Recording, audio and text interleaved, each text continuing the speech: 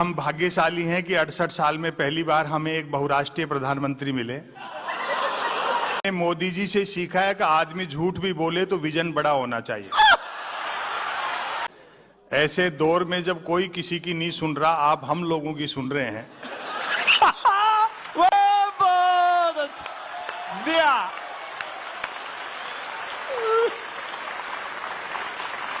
सच बताऊं, कवि और शायर बड़े संकट में, कोई सुनता नहीं। मैं तो पिछले दिनों न्यूयॉर्क जा रहा था, हालांकि ये झूठ है,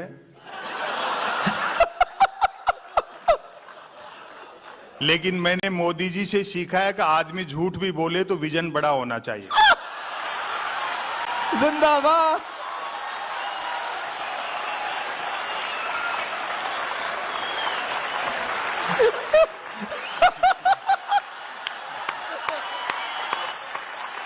इन्होंने संपत भाई, इन्होंने भी मोदी जी से सीखा कि माल किसी का भी हो, किसी को भी टिका देना चाहिए।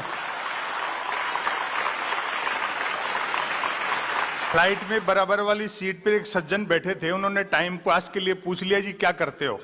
मैंने कहा जी कवि हूं। और मैंने पलट के पूछा आप? बोले जी बहरा हूं मैं तो।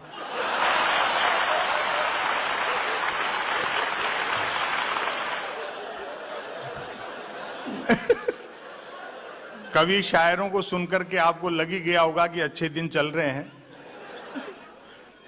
जियो वाले फ्री सिम बेच करके भी कमा रहे हैं और बीएसएनएल अपना खर्चा रॉन्ग नंबर से निकाल रहा है। अच्छा है, वाह वाह वाह वाह। इससे ज्यादा अच्छे दिन क्या आएंगे। मैं तो घर की देहरी पे बैठा था तो एक सज्जन रोते पीटते आए। रात को शायद स्वच्छ भारत अभियान के तहत एक चोर उनका घर साफ कर गया था।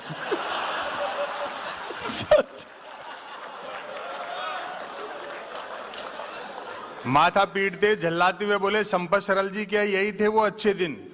मैंने कहा कहने वालों ने ये थोड़ी कही थी कि अच्छे दिन सिर्फ साहूकारों के आएंगे। सरकार का एक लक्ष्य सबका साथ सबका विकास भी तो है। हाँ, लेकिन हम भाग्यशाली हैं कि 68 साल में पहली बार हमें एक बहुराष्ट्रीय प्रधानमंत्री मिले।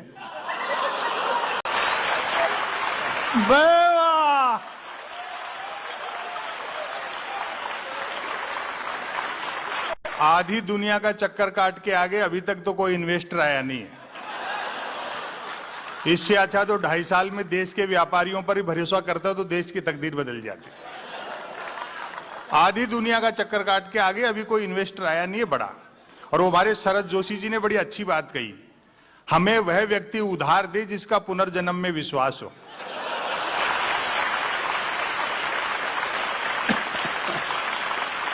मैंने तो खुद एक मोबाइल फोन फाइनेंस करा रखा है ताकि फाइनेंस करने वाली कंपनियों के फोन आ सके।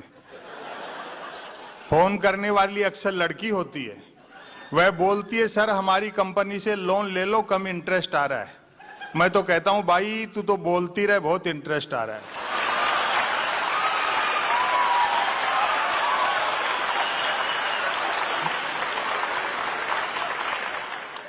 जैसा होना चाहिए वैसा न होकर के जो नहीं होना चाहिए वह होता है तो व्यंग्य पैदा होता है। बहुत अच्छे। अभी बताया जैसे 1000 और 500 के नोट चलन से बाहर हुए, गैर कानूनी घोषित नहीं हुए हैं। ऐसे समझिए जैसे 2 बुजुर्ग नोटों को मार्गदर्शक मंडल में डाल दिया है।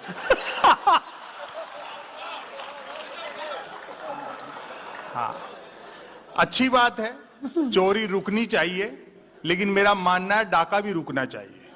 वाह वाह वाह वाह वाह वाह वाह वाह वाह, क्या बात है। एक लाइन में श्री श्री रविशंकर यमुना के उद्धार में लगे थे और विजय माल्या गंगा में आ गया।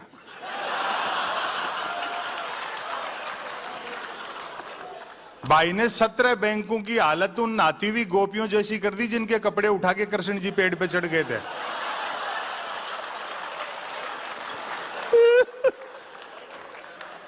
राजनीतिक दलों को मिलने वाला जो चंदा है वो आरटीआई के दायरे में लाओ, तब पता लगेगा कि सीना कितने इंच का है।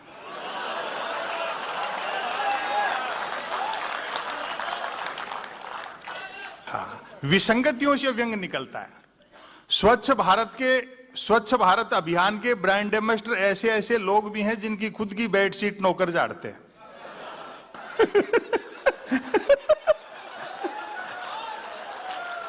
और वो लोगो देखा आपने स्वच्छ भारत अभियान का, गांधी जी का चश्मा, जिसके एक शीशे पर स्वच्छ लिखा है, दूसरे पर भारत, यानी जिधर स्वच्छ दिखता है उधर तो भारत नहीं है।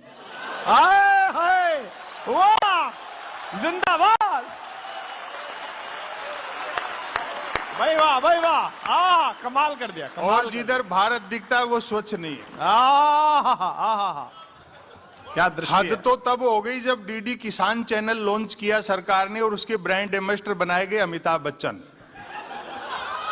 तो किसी ने सवाल कर लिया कि अमिताभ बच्चन का खेती किसानी से क्या लेना देना। मैंने कहा भैया, सरकार का मानना है कि फसल में दाने भले ही न लगे, पौधे तो लंबे हों।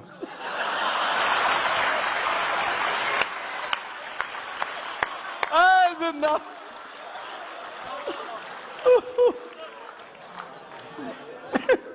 वो पिछले साल जापान के प्रधानमंत्री शिंजो आबे आए थे हिंदुस्तान। हाँ। तो मोदी जी ने शिंजो आबे के साथ बुलेट ट्रेन पर समझौता किया और अगले दिन शिंजो आबे को बनारस ले जाकर के 3 घंटे तक गंगा आरती दिखाई। 3 घंटे तक गंगा आरती देखने के बाद शिंजो आबे ने कहा, मोदी जी, जब आप लोगों के पास इतनी फुर्सत है तो काहे को बुलेट ट्रेन चला रहे हैं?